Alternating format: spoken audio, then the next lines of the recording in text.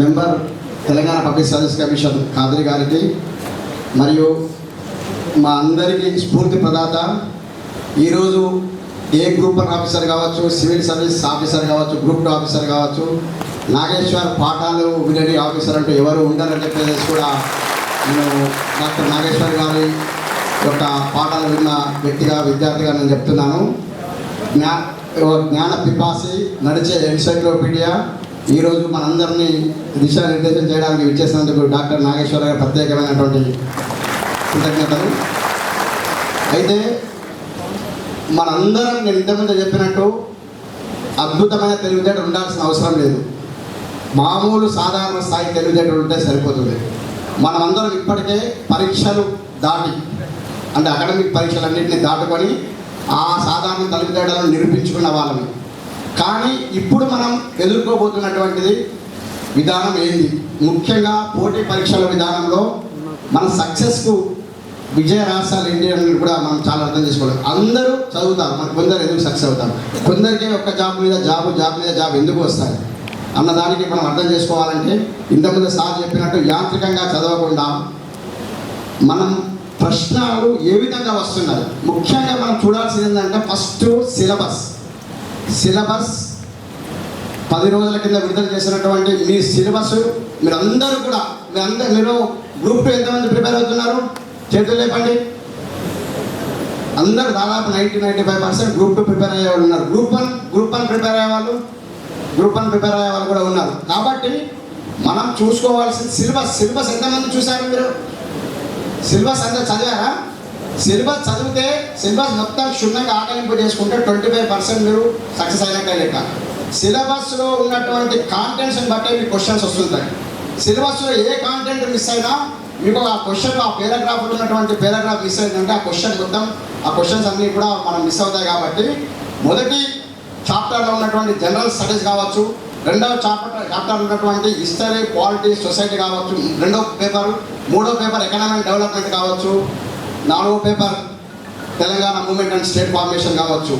ప్రతి పేపర్ను కూడా మనం క్షుణ్ణంగా సిలబస్ను చదివేసేసి దానికి అనుగుణంగా సిలబస్లోని అంశాలను ప్రాతిపదికగా ప్రామాణిక గ్రంథాలను ఎంపిక చేసుకొని మీరు నోట్స్ ప్రిపేర్ చేసుకోవాల్సిన పరిస్థితి ఉంది.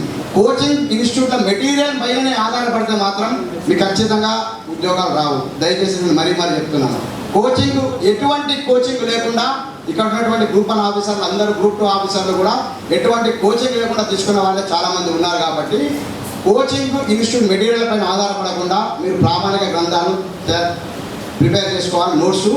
ఆ నోట్స్ ప్రిపేర్ చేసుకునేటప్పుడు మీరు సిలబస్, నేను మరీ ఏం చెప్తున్నానంటే, మీరు కళ్ళు మూసుకుంటే మీరు సిలబస్ తిరగాడాలి. First Telangana movement and formation of state అంటే మొత్తం 3 పార్ట్లు మీ కళ్ళలో కదలాలి. ఈ ఎకనామిక్ డెవలప్మెంట్ కదలాలి. కాన్స్టిట్యూషన్, ఇండియన్ పాలిటీ అనేది చాలా మనకు ఎక్కువ మార్కులు సాధించే సబ్జెక్టు. మనం ఖచ్చితంగా మనం ఎన్ని చదివితే అన్ని మార్కులు వస్తాయి. దాని గురించి క్షుణ్ణంగా ప్రొఫెసర్ జీబీ రెడ్డి గారు వివరిస్తారు. హిస్టరీ కూడా ఇప్పుడు ఇండియన్ హిస్టరీతో పాటు తెలంగాణ హిస్టరీ కూడా పెట్టారు. తెలంగాణ హిస్టరీ సంబంధించి కూడా మనకు ప్రొఫెసర్ అడప సత్యనారాయణ గారు, సిలబస్ కమిటీ సభ్యులు కూడా ఉన్నారు, వారు వివరిస్తారు. అంటే నేను చెప్పేది ఏంటంటే సిలబస్ అనుగుణంగా ప్రామాణిక గ్రంథాలు, సిలబస్లోని అంశాలు. నెక్స్ట్ వచ్చేసరికి అంటే మనం ఎదుర్కోబోతున్నటువంటి పరీక్షా విధానం. మనం ప్రతిభావంతులం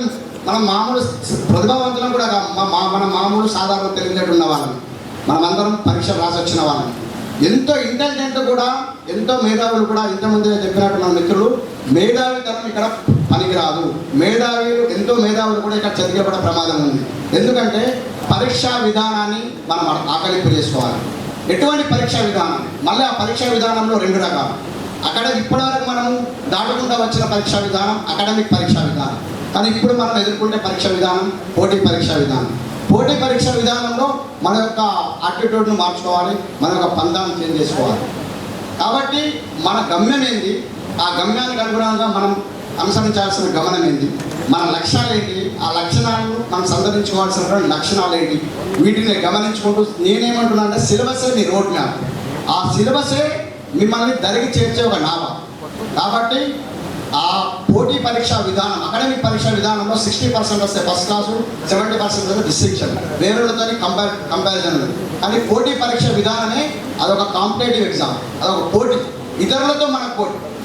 మనకు 90 మార్కులు వచ్చినా మనకు ఎగ్జామ్లో మనకు ఉద్యోగం రాకపోయే ప్రమాదం ఉంది. కాబట్టి ఈ పోటీ పరీక్ష అందులో ఇప్పుడు చాలా రోజుల తర్వాత నేను పబ్లిక్ సర్వీస్ కమిషన్ మెంబర్ అన్నదా భావించకండి. ముఖ్యంగా వీళ్ళ చేతిలో కూడా ఏం లేదు. ప్రభుత్వానికి ఈ తరఫున ఈ డయాస్ నుంచి నా విజ్ఞప్తి ఏంటంటే కనీసం ఒక 5,000 ఉద్యోగాలు గ్రూప్ 1, గ్రూప్ 2, గ్రూప్ 3 వేస్తే తప్ప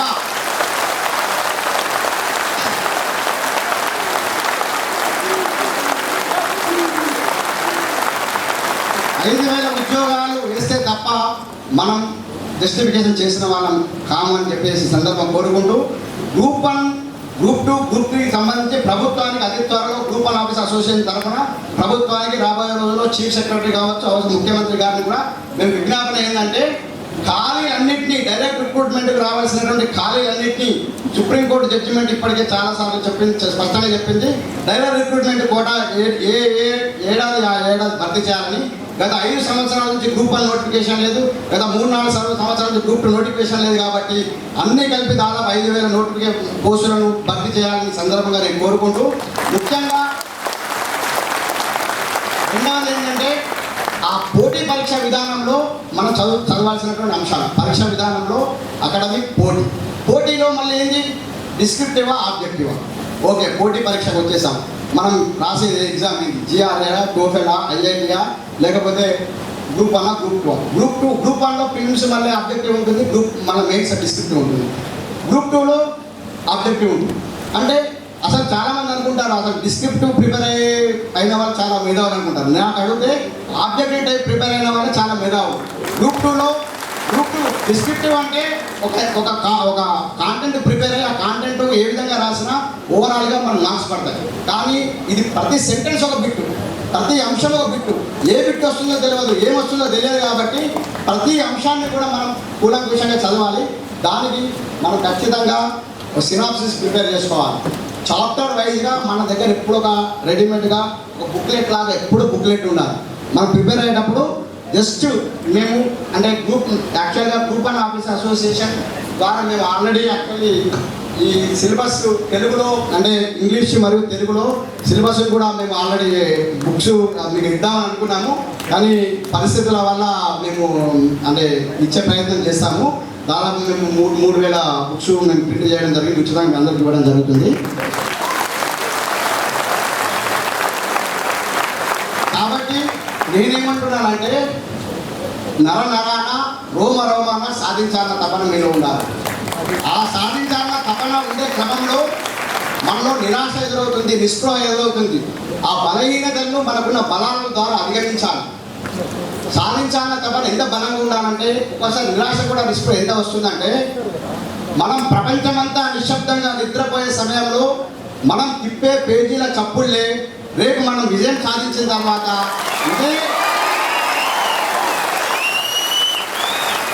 ఇదే ప్రపంచం పుట్టే చప్పట్లుగా మనం ఎప్పటికప్పుడు మనం మోటివేట్ కావాలి. ఉమ్లా గురు గారు మోటివేషన్ స్పీకర్ ఇచ్చినటువంటి స్పీచ్ ద్వారా మనం మోటివేట్ కావాలి.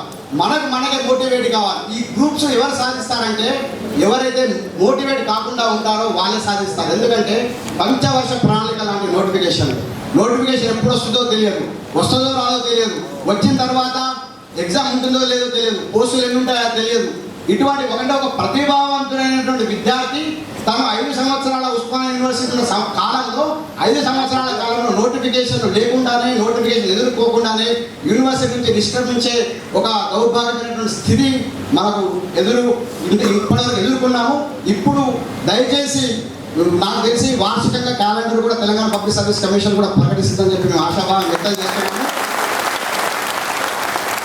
కాబట్టి మొట్టమొదటి సిలబస్ అంశాలను ప్రాతిపదికగా చేసుకొని ప్రామాణిక గ్రంథాలు. రెండవది పరీక్షా విధానము, ఆబ్జెక్టివ్ టైప్ ఏ విధంగా ప్రిపేర్ కావాలి. ప్రతి ఆబ్జెక్టివ్ టైప్లో మనకు చాలా క్వశ్చన్స్, కన్ఫ్యూజన్ క్వశ్చన్స్ ఉంటాయి. చదివినప్పుడు యాంత్రికంగా చదివినప్పుడు క్వశ్చన్ మనకు అర్థమవుతుంటుంది. ముఖ్యంగా పాలిటీ, హిస్టరీ ఇవన్నీ కూడా సార్ ఎక్స్ప్లెయిన్ చేస్తారు. సోషియాలజీ, ముఖ్యంగా సోషియాలజీ సంబంధించి రీసెంట్గా అంటే మేము చదువుకున్నప్పుడు కూడా లేని సోషియాలజీ సబ్జెక్ట్ రీసెంట్గా పెట్టారు. దానికి సంబంధించి ప్రొఫెసర్ గణేష్ గారు కూడా అదే త్వరలో మనకు రాబోతున్నారు. అయితే మూడవ అంశం ఏంటంటే దాదాపు భారత రాజ్యం కావచ్చు, భారతదేశ చరిత్ర కావచ్చు, జనరల్ స్టడీస్, కరెంట్ అఫైర్స్ ఇవన్నీ కూడా పాత సిలబసే కాబట్టి పాత ప్రశ్న పత్రాల సరళిని గమనించండి. మూడవ అంశం, ఒకటి సిలబస్ అంశాలను ప్రాతిపదికగా చేసుకొని ప్రామాణిక గ్రంథాలు, రెండవది పరీక్షా విధానాన్ని బట్టి మనం లక్షణాలను సంతరించుకోవడం, మూడవది పాత ప్రశ్న పత్రాల సరళి, ఏ విధంగా క్వశ్చన్ వస్తుంది, ఏ విధంగా క్వశ్చన్ ఇది వస్తుంది. వీలైతే ఇంగ్లీష్లో కూడా objective general knowledge by RS Agarwal book ఉంది. ఇండియన్ పాలిటీ కావచ్చు, ఇండియన్ హిస్టరీ కావచ్చు, జనరల్ సైన్స్ కావచ్చు, అద్భుతమైన బుక్. అటువంటి బుక్ చదవండి. కాబట్టి ఈ మూడు అంశాలు ప్రాతిపదికగా చేసేసుకొని మనకు ప్రతిభ ఉంది, కానీ ప్రతిభను మనం ఏ విధంగా వినియోగించుకోవాలనేది ఇంపార్టెంట్. అన్నిటి మించి నేను అదే చెప్తుంటాను, అబ్దుల్ కలాం గారు చెప్పినట్టు కళలు కనండి, కానీ కళలు మనం ఆచరించుకునే విధంగా మనం యాక్షన్ ప్లాన్ ఉండాలి. ఊహించుకోండి, మీరు ఆఫీసర్ కావాలి, ఇదే స్టేజ్ మీద ఒక గ్రూప్ 1 ఆఫీసర్గా, గ్రూప్ 2 ఆఫీసర్గా, మరి రేపు అవగాహన సదస్సుకు ఇదే స్టేజ్ మీద అదే ఊహించుకోండి. ఊహకు అద్దులు లేవు, ఊహకు అవధులు లేవు. మనం ఊహించుకోవడానికి కూడా భయపడతాం. సరే, బయట మాట్లాడడానికి భయపడతాం, ఓకే, లోపల ఊహించుకోవడానికి కూడా భయపడతాం. నేను గాల్లో మేడలు కట్టద్దని అందరూ అంటారు. నేనేమంటానంటే గాల్లో మేడలు కట్టండి, కానీ దాని కింద పునాది నిర్మించడం మొదలుపెట్టండి. గాల్లో మేడలు కట్టడంలో తప్పులేదు. అందరు గాల్లో పడుకొని కళ్ళు మూసుకొని మన హాస్టల్ రూమ్లలో కూర్చొని గాల్లో మేడలు కట్టుకుందాం. కానీ ఆ మేడ అందమైన ఒక భవంతిగా ఉండాలంటే పునాది నిర్మించాల్సిన అవసరం ఉంది. కాబట్టి మీరందరూ కూడా, ఎందుకంటే పెద్దలు ఉన్నారు, వాళ్ళ ముందు నేను మాట్లాడే పరిస్థితి లేదు, అయినప్పటికీ కూడా ఈ అవకాశాన్ని సద్వినియోగం చేసుకోవాలని కోరుకుంటూ, నాకు అంటే మీరు రాబోయే రోజుల్లో ఒక అద్భుతమైనటువంటి అంటే ఈ ప్రిపరేషన్లో ఖచ్చితంగా మీ నిరుద్యోగులు అంటే గ్రూప్ 1 ఆఫీస్ అసోసియేషన్ ఉంటుంది. పోస్టుల పెరగడంలో మేము ఖచ్చితంగా మీ ఇంత ఉంటామని సందర్భంగా కోరుకుంటూ, బంగారు తెలంగాణ నిర్మాణంలో మీరందరూ కూడా పాల్పంచుకుంటారని ఆకాంక్షిస్తూ, ఇప్పుడు పెద్దలు డాక్టర్